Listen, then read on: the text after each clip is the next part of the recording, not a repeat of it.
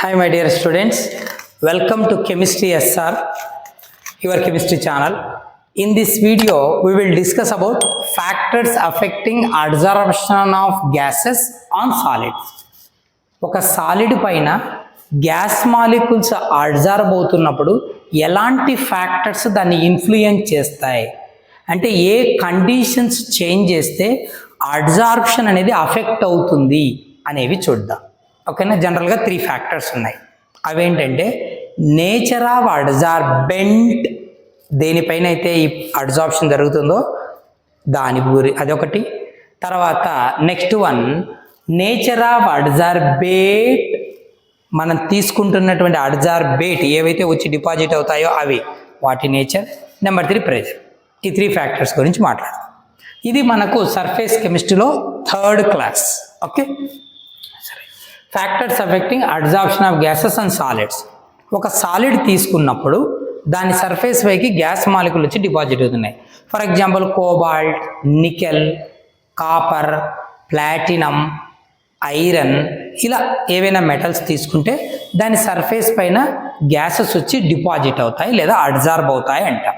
ఓకేనా, దాన్ని ఎలాంటి ఫ్యాక్టర్స్ ఇన్ఫ్లుయెన్స్ చేస్తాయో చూద్దాం. Number 1 surface area of adsorbent. నువ్వు తీసుకుంటున్న అడ్జార్బెంట్ సర్ఫేస్ ఏరియా అనేది అడ్జార్ప్షన్ ప్రాసెస్ని ఇన్ఫ్లుయెన్స్ చేస్తుంది. అది ఎట్లా? సర్ఫేస్ ఏరియా బాగా ఎక్కువగా ఉందనుకో, ఎక్కువ గ్యాస్ మాలిక్యూల్స్ అడ్జార్బ్ అవుతాయి. అంటే ఫస్ట్ మనం ఏం చెప్పచ్చు అంటే, first factor more the surface area more the adsorption. Surface area ఎప్పుడైతే ఎక్కువ ఉంటుందో అప్పుడు అడ్జార్ప్షన్ బాగా జరుగుతుంది. More the surface area more the adsorption. Okay, అందుకే మనం ఏం చేస్తామంటే తీసుకుంటున్న సాలిడ్స్ని ఫైన్లీ డివైడెడ్ ఫామ్లో తీసుకుంటాం. ఓకేనా,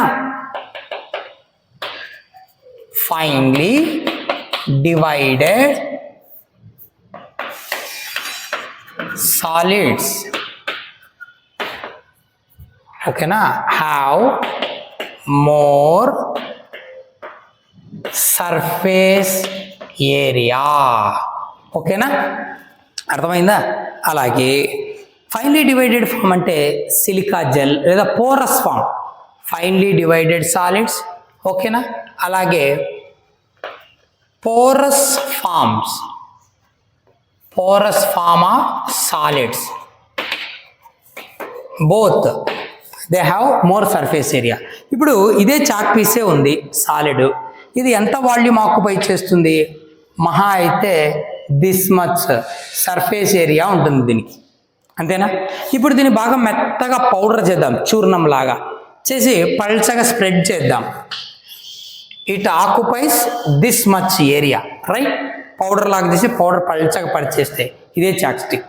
సో ఇప్పుడు చూడు, సర్ఫేస్ ఏరియా ఎక్కువ ఉంది కదా, కాబట్టి ఎక్కువ మాలిక్యూల్స్ వచ్చి డిపాజిట్ అయ్యే ఛాన్స్ ఉంది ముందు కంటే. అర్థమైందా? కోర్స్డ్ ఫామ్ కంటే finely divided form and porous nature. Porous అంటే సర్ఫేస్ పైన హోల్స్ ఉంటాయి, ఇది స్పాంజీ నేచర్, ఇది పోరస్ ఫామ్ అంటాం. సర్ఫేస్ పైన నేరో హోల్స్ ఉంటే పోరస్ నేచర్ అంటారు. ఇలాంటి పోరస్ నేచర్ ఉన్నటువంటి ఫామ్ కానీ ఫైన్లీ డివైడెడ్ పౌడర్ ఫామ్ కానీ తీసుకుంటే సర్ఫేస్ ఏరియా మోర్ ఉంటుంది, అప్పుడు ఎక్కువ మాలిక్యూల్స్ అడ్జార్బ్ అయ్యేదానికి ఛాన్స్ ఉంటుంది. So more the surface area of adsorption. ఓకేనా, అంటే more the surface area more the adsorption. ఎవరి సర్ఫేస్ ఏరియా? అడ్జార్బెంట్. అందుకే అడ్జార్బెంట్స్ని ఎట్లా తీసుకుంటారంటే ఫైన్లీ డివైడెడ్ సాలిడ్స్ లేదా porous form of solids have more surface area. అంటే ఇక్కడ మనకు హైడ్రోజన్ కానీ ఇలాంటి గ్యాసెస్, ఓకేనా, adsorbs on platinum, palladium, nickel, ఓకేనా, సర్ఫేసెస్. సో వీటి సర్ఫేస్ పైన అడ్జార్బ్ అవుతాయి. ఓకేనా, ఎప్పుడు బాగా అడ్జార్బ్ అవుతాయి? వీటి సర్ఫేస్ ఏరియా ఎక్కువ ఉన్నప్పుడు. సర్ఫేస్ ఏరియా ఎప్పుడు ఎక్కువ ఉంటుంది? ఫైన్లీ డివైడెడ్ ఫామ్ కానీ పోరస్ ఫామ్ తీసుకుంటే more the surface area available then more the adsorption. Adsorption బాగా దొరుకుతుంది. అంటే అడ్జార్ప్షన్ ఎవరు ఇన్ఫ్లుయెన్స్ చేస్తున్నారు? నువ్వు తీసుకున్న అడ్జార్బెంట్ సర్ఫేస్ ఎట్లా ఉంది. So surface area of adsorbent. ఓకేనా. Now come to second one, nature of gas. ఓకేనా, ముందే రాసి పెట్టాము, టైం సేవ్ అవుతుంది. సరే, easily liquefiable gases adsorbs more. Easily liquefiable అంటే ఏంటి? ఈజీగా, త్వరగా, లిక్విడ్గా, రూమ్ టెంపరేచర్కి దగ్గరలోనే కొంచెం కూల్ చేస్తూనే లిక్విడ్గా కన్వర్ట్ అయ్యే గ్యాసెస్ ఏవైనా ఉంటే అవి బాగా adsorb అవుతాయంట.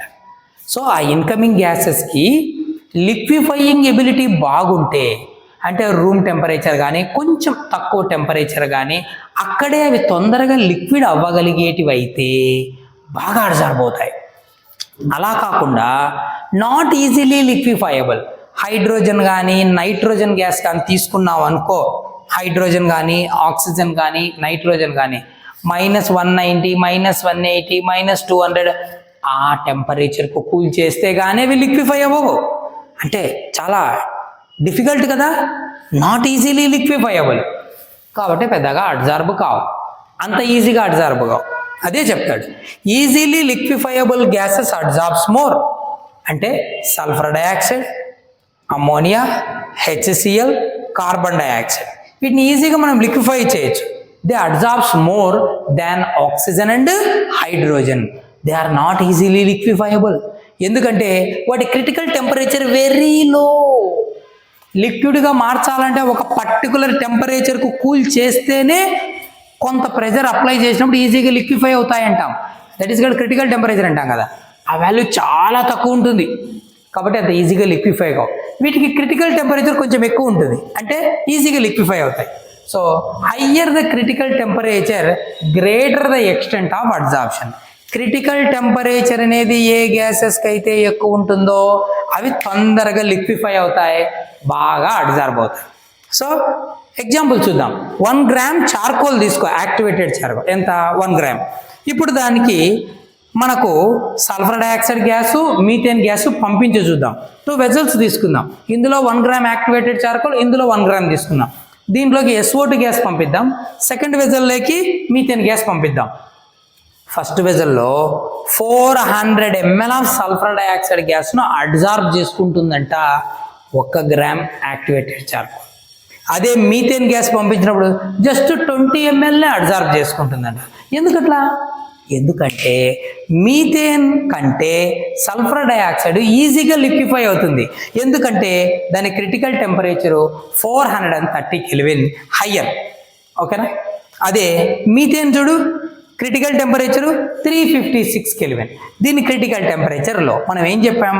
Higher the critical temperature, easy the liquefiability and more the adsorption.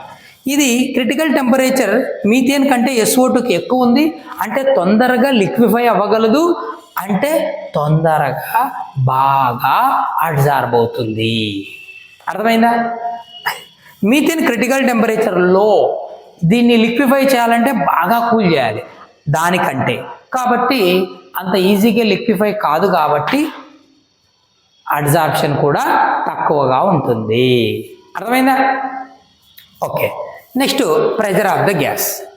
Gas pressure, మనం ఎక్స్టర్నల్గా అప్లై చేసే ప్రెజరు గ్యాస్ అడ్జార్ప్షన్ను ఎట్లా ఇన్ఫ్లుయెన్స్ చేస్తుంది అనేది చూడాలి. ఓకేనా. సరే చూద్దాం.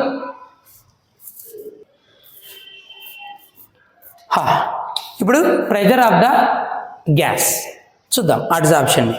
ఇప్పుడు టెంపరేచర్ కాన్స్టెంట్గా పెట్టుకుందాం. అట్ కాన్స్టెంట్ టెంపరేచర్, టెంపరేచర్ కాన్స్టెంట్గా ఉన్నప్పుడు increase in pressure increases the physical absorption. Physical అని ఎందుకు అంటున్నామో చెప్తా. ఓకేనా. ఒక పర్టికులర్ టెంపరేచర్ దగ్గర గ్యాస్ అడ్జార్బ్ అవుతూ ఉంది, ప్రెజర్ పెంచేసావనుకో ఫిజికల్ అడ్జార్ప్షన్ పెరుగుతుందంట, అంటే అడ్జార్ప్షన్ బాగా జరుగుతుంది అని. ప్రెజర్ పెంచితే ఓకే, ప్రెజర్ తగ్గిస్తే తక్కువగా జరుగుతుందని. ఓకేనా. మరి ఫిజికల్ అడ్జార్ప్షన్ అని ఎందుకు అన్నాం? అంటే కెమికల్ అబ్జార్ప్షన్ పైన ప్రెజర్ ఎఫెక్ట్ ఉండదు. ఒక గ్యాస్ మాలిక్యూల్స్ సాలిడ్ సర్ఫేస్ పైన కెమికల్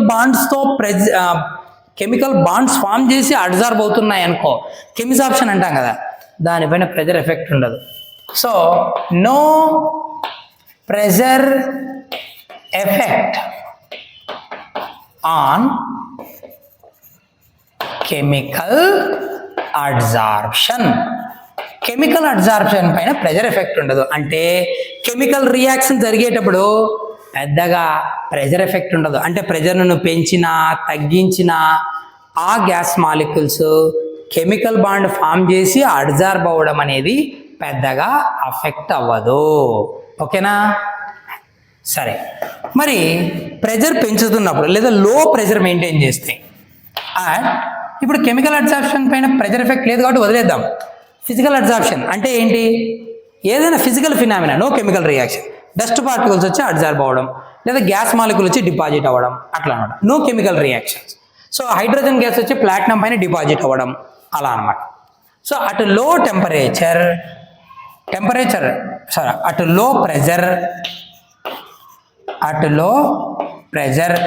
ప్రెజర్ ఎఫెక్ట్ ఉంది ఫిజికల్ అబ్జార్ప్షన్ పైన, పెంచితే పెరుగుతూ ఉంది అబ్జార్ప్షన్. అయితే నువ్వు లో ప్రెజర్ మెయింటైన్ చేసావు, అటు లో pressure physical absorption involves in unilayer, ఒక్క లేయర్లో జరుగుతుంది. Unilayer, not multi layers. ఓకేనా? This is about pressure effect of absorption of gases on solids. ఇవి నేను 3 ఫ్యాక్టర్స్ గ్యాస్ సాలిడ్ సర్ఫేస్ పైన అబ్జార్బ్ అవుతున్నప్పుడు ఎలాంటి ఫ్యాక్టర్స్ ఇన్ఫ్లుయెన్స్ చేస్తాయంటే, అబ్జార్బెంట్ సర్ఫేస్ ఏరియా పెద్దగా ఉండాలి, అప్పుడు బాగా అబ్జార్ప్షన్ జరుగుతుంది. అందుకోసం సాలిడ్స్ను మనం జనరల్గా ఎట్లా తీసుకుంటామంటే పోరస్ ఫామ్, ఇలా సర్ఫేస్ పైన రంధ్రాలు ఉండే పోరస్ ఫామ్ లేదా ఫైనలీ డివైడెడ్ ఫామ్ తీసుకుంటాం. మనకు అబ్జార్బ్ అవుతున్న గ్యాస్ కాస్త ఈజీలీ లిక్విఫైయబుల్ గ్యాస్ అయితే, అంటే క్రిటికల్ టెంపరేచర్ హై ఉంటే అబ్జార్ప్షన్ బాగా జరుగుతుంది.